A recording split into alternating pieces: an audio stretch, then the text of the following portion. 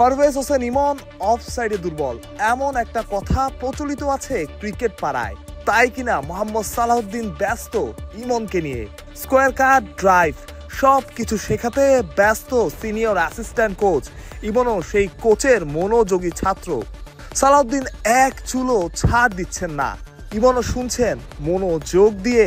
সামনেই প্রতিপক্ষ শ্রীলঙ্কা। শুধু লেগ সাইডে খেলে উন্নতি করা সম্ভব না, খুব ভালোভাবেই জানেন ইমন সালাউদ্দিন। তাই দক্ষতা বাড়ানোর চেষ্টা। সালাউদ্দিন ইমনকে চোখে চোখে রাখছেন, ব্যর্থ হলে ছুটে যাচ্ছেন। কখন কোন শট খেলতে হবে, অফসাইডে কিভাবে দক্ষতা বাড়াতে হবে, এই সব কিছু নিয়েই কাজ করছেন। ইমনকে ভাগ্যবানই বলা যায়, কারণ সালাউদ্দিনের মতো দক্ষ মেন্টর তিনি পেয়েছেন।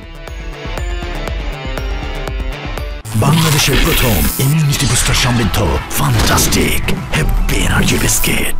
সালাউদ্দিন ইমন সেশন বুঝতে বাকি নেই। স্কোয়ার কাট, ড্রাইভ, ওই অফসাইডে যে দুর্বলতা ইমনের আছে বা যে দুর্বলতার কথা প্রচলিত আছে, সেই দুর্বলতা কাটানোর জন্যই এই সব কিছু।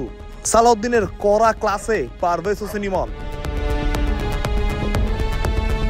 শ্রীলঙ্কার বিপক্ষে ওয়ানডে সিরিজ ওপেনিংয়ে ভালো করা চাই, কিন্তু দুর্বল জায়গা থাকলে অফসাইডের মতো জায়গায় সেটা প্রতিপক্ষ খুব ভালোভাবেই বুঝে যাবে, সেই অনুযায়ী পরিকল্পনা করবে। তাই কোনো ছাড় নয়, অনুশীলনে সিরিয়াস কোচ ক্রিকেটার দুজনই।